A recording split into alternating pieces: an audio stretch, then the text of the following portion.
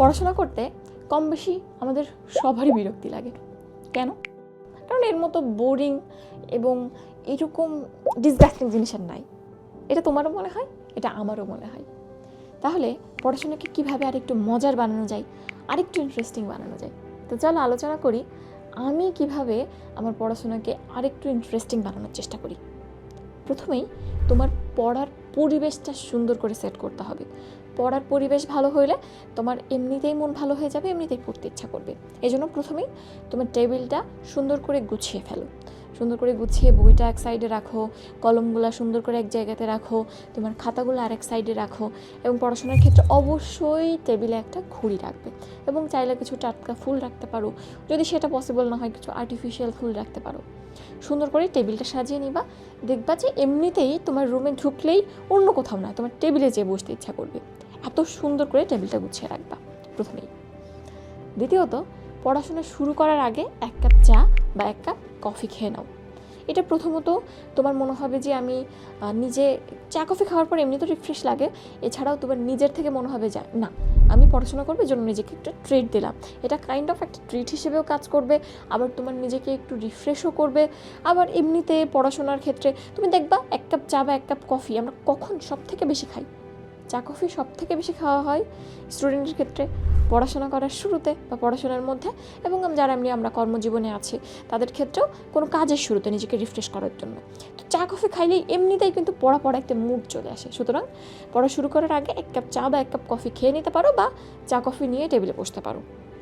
Thirdly, আমি যেটা সব থেকে বেশি করি সেটা হচ্ছে কিউট কিউট বিভিন্ন জিনিসপত্র, কিউট কলম, কিউট ছোটো ছোটো খাতা, ছোটো ছোটো নোটপ্যাড, ছোটো ছোটো হাইলাইটার, এইগুলো কিনে রাখি, যেটা পড়াশোনার ইন্টারেস্ট বলো বা শপিং করার ইন্টারেস্ট বলো, সব কিছুকে একটু বাড়িয়ে দেয়। তো দেখা যায় সুন্দর সুন্দর কিউট জিনিসপত্র কিনে আনছে, তখন ওইগুলো অ্যাপ্লাই করতে ইচ্ছা হয়, ওই পেন দিয়ে একটু লিখতে ইচ্ছা হয়। সুতরাং ওভাবে করে যে জড়তাটা থাকে, অন্তত ওই নতুন খাতা কলম পেন্সিলের লোভে হইলেও ওই জড়তাটা কাটিয়ে আমাদের পড়তে বসা হয় অন্তত।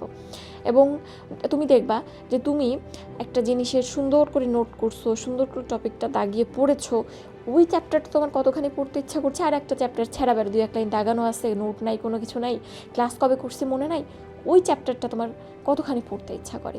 সুতরাং সুন্দর করে সাজানো গুছানো নোট একটা যখন তোমার থাকবে এবং জিনিসটা তোমার স্বভাবতই অ্যাট্রাক্টিং হবে, তখন কিন্তু ওই জিনিসটা পড়ার আগ্রহ তোমার বেড়ে যাবে। এরপর যেটা করতে পারো, নিজেকে ছোট ছোট পুরস্কার দিতে পারো। যেমন আমি যেটা সাধারণত করি, আমার ইউটিউবে বিভিন্ন রকম অডিও কন্টেন্ট অনেক শোনা হয়, সেটা গল্প হইতে পারে, উপন্যাস হইতে পারে, বা বিভিন্ন সুরার অনুবাদ এবং তার শানে নজুল, তাফসির, ছোট ছোট কাহিনী, এগুলো প্রচুর শোনা হয়।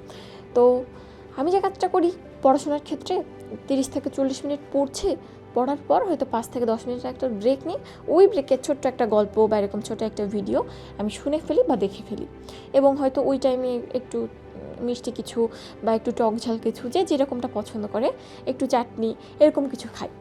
এটা নিজেকে একটু মোটিভেট করা, বা আমি যখন পড়তেছি ওই পড়ার টাইমটাতে যে বোরিং না হয়, যে ওই টাইমটা কাটতেছে না, মনে হয় যে এই টাইমটা শেষ হবে, ওকে এরপর আমি ভালো একটা কাজ করব, সেই মোটিভেশানে ওই টাইমটাও কেটে যায়।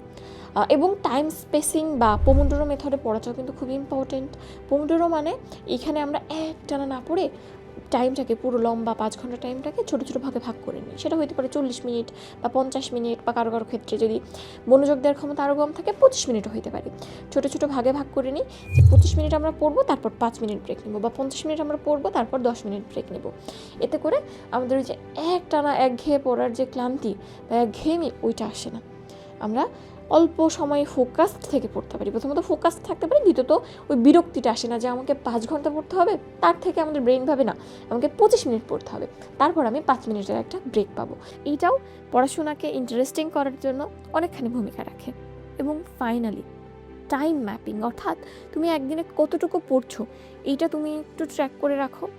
এই ক্ষেত্রে দেখবা তোমার যদি একদিনে কম পড়া হয়, সেটা তোমাকে ভেতর থেকে নাড়া দেবে যে না, আমাকে আরও বেশি পড়তে হবে, আর যদি অনেক পড়া হয় সেটা অটোমেটিক্যালি তোমাকে মোটিভেট করবে। সো এরকম ছোটো ছোটো কিছু জিনিস ফলো করতে পারো, এতে দেখবা পড়াশোনাটা অনেকখানি ইন্টারেস্টিং লাগছে।